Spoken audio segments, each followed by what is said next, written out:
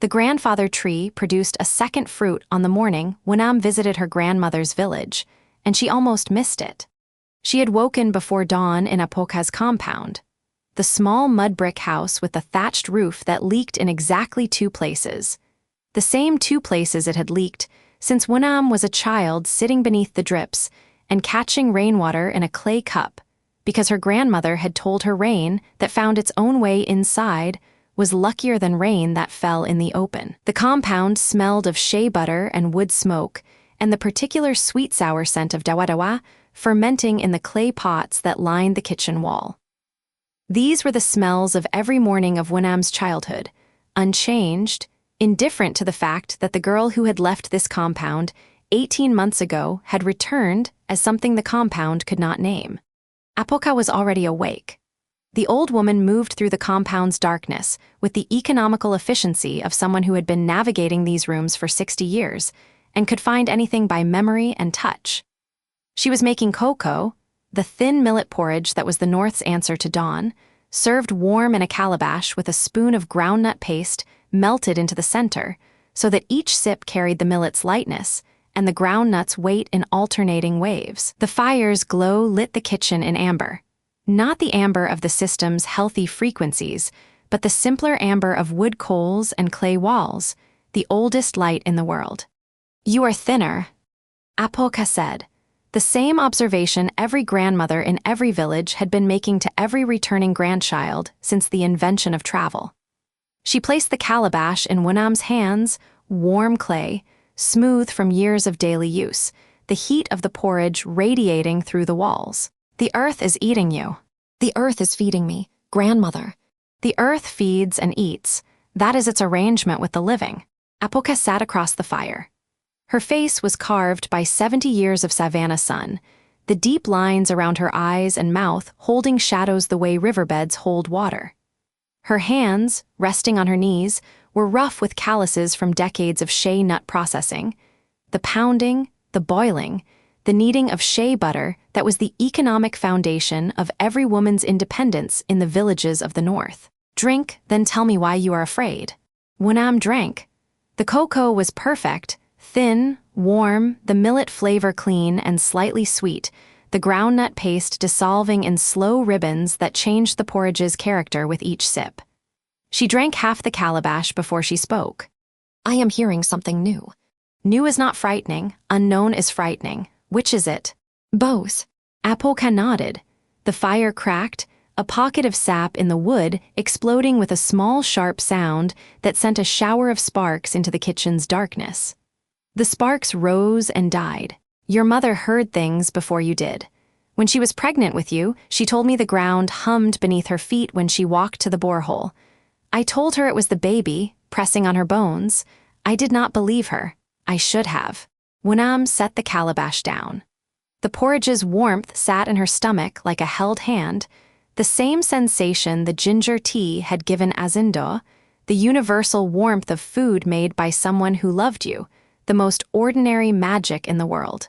"Apoka, if you heard a voice you did not recognize, in a language you could not speak, from a place you did not know existed, what would you do?" The old woman smiled. The expression rearranged the lines of her face into a configuration that was both amused and ancient, the smile of someone who had lived long enough to find most fears manageable. "I would listen. What else does a listener do?" The children of the compound woke. Small bodies emerging from sleeping mats, voices rising in the particular chaos of a household where 4 children under 10 shared a room and morning involved territorial negotiations over sleeping spaces and breakfast portions.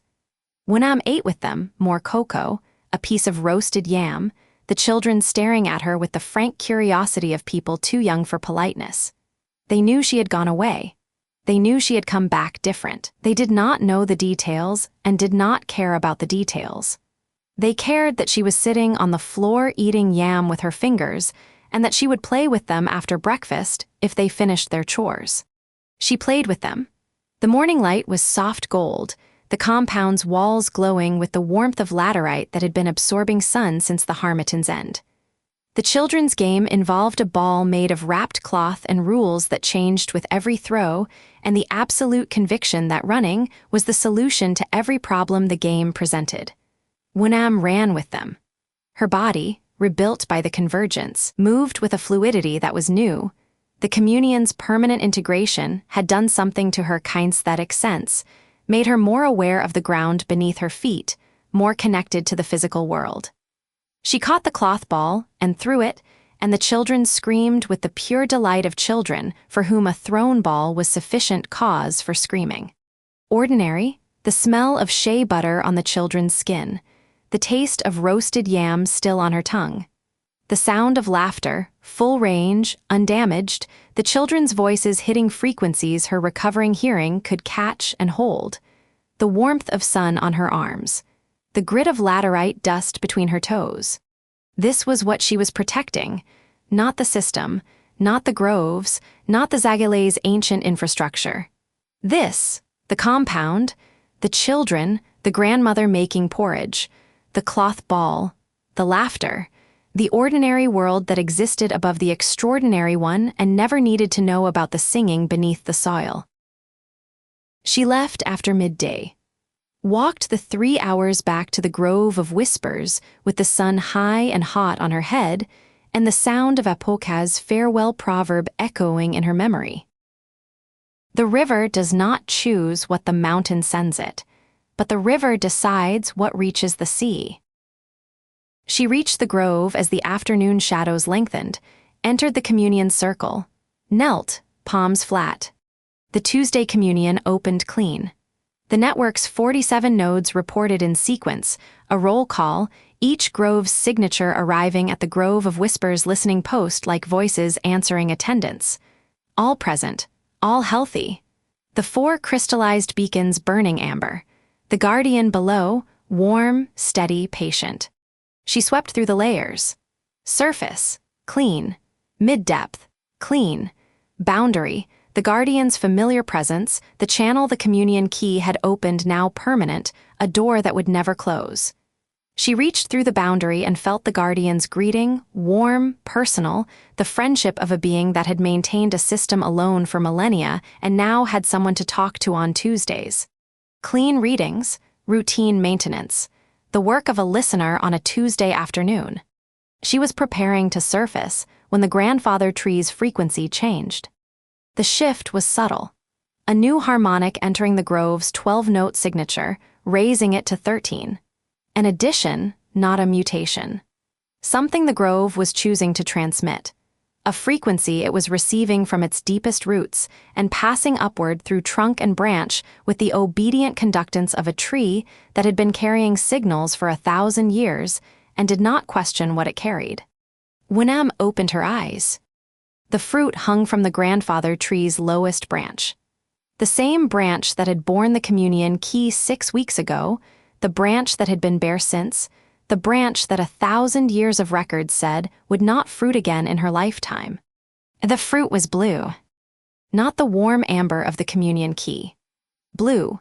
A deep, luminous, cold blue that WuDon's perception could detect, but her vocabulary could not name, somewhere between the blue of deep water and the blue of twilight sky, and a third blue that existed only in the light this fruit produced. The glow cast a circle on the ground, and within that circle the grass was silver. Fine and metallic, catching the afternoon light in ways organic matter should not. She stood, approached. The fruit was fist-sized, smooth-skinned, hanging with the same permanence as the communion key, but radiating a different presence. When she leaned close, she could smell it, not the warm amber fragrance of the first fruit, but something mineral and deep. Wet stone in a cave that had never seen sunlight, the smell of depth, of places where water had been sitting against rock for longer than the rock had been keeping count. Oh, she touched it. Cold. The communion key had been warm, radiating the system's healthy amber heat, the Zagale's frequency made tangible. This fruit was cold the way deep earth is cold, the temperature of stone that sunlight has never reached, the chill of the geological foundation beneath the foundation. And it pulsed, not with the guardian's frequency, not with the Zagale's heartbeat. This pulse was the pulse she had been tracking for weeks, The rhythmic signal from the deep substrate, the voice beneath the voice, concentrated now. Given physical form through the grandfather tree's ancient root system, carried upward from the geological substrate through channels the Zagale had built but had not understood, arriving at the branch as fruit because the tree's biology had no other way to express what was flowing through it. The fruit pulsed with a frequency that was not Zagale, and the frequency carried a word. Not a word in any language WuDon spoke or heard or had felt through the communion. A word in a language that predated language, pre-linguistic, pre-symbolic, a unit of meaning delivered as pure sensation rather than sound. The word entered through her fingertips and traveled her nervous system and arrived at her consciousness as feeling rather than concept. Depth, age, patience, awareness, the feeling of something very old and very deep acknowledging something very young and very close. The word was not a name, it was a greeting. The simplest possible communication from a consciousness that existed in a medium so different from the Zagales that translation required the reduction of an entire mode of being into a single pulse of feeling. The guardian felt it. Through the boundary channel, WuDon sensed the guardian's response. And for the second time in her experience, the vast Zagale consciousness expressed something she had never felt from it: uncertainty. I have never heard this voice, the guardian said through the channel. Not in words, in frequency, in feeling, in the particular vibration of a being confronting the limits of its own knowledge and finding the honesty to admit them. It comes from below me. Below the guardian, below the Zagale, below the system that the custodians maintained and the factions had fought over and the convergence had healed. In the geological substrate, the bedrock, the ancient stone, the physical earth that had been here before the Zagale arrived and would be here after the Zagale's last frequency faded, something was speaking. The foundation, beneath the foundation, was waking. WuDon held the fruit. Its cold pulsed against her palm, rhythmic, steady, carrying the patience of stone. The blue light painted her hand in colors that had no name.